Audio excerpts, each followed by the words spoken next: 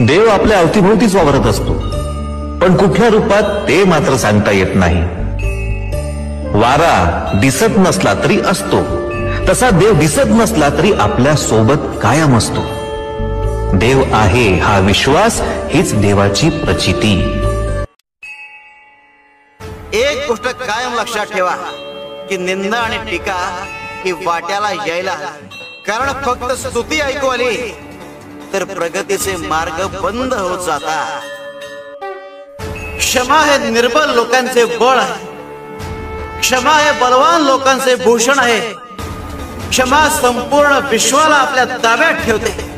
क्षमेने सर्व काही साध्य करता येते. तेव्हा क्षमाशील होण्याचा प्रयत्न करा, जगणे समृद्ध होईल. शिव शंकर शंभो. रे नशिबात आणि नजरेत एकच फरक असतो. ती गोष्ट आपल्या नशिबात नसते, तीच गोष्ट आपल्या नजरेला हवी असते. हे तुमच्या लक्षात कसं येत नाही? लक्षात ठेवा, तुमच्यात परिस्थिती बदलण्याची ताकद आहे, ती ओळखा. आणि आपली दुःख किती आणि कुणाला सांगावी याला मर्यादा ठेवाव्यात. कारण एक कलियुग आहे, ते एकाच दुःख दुसऱ्या करता तमाशा बनतो.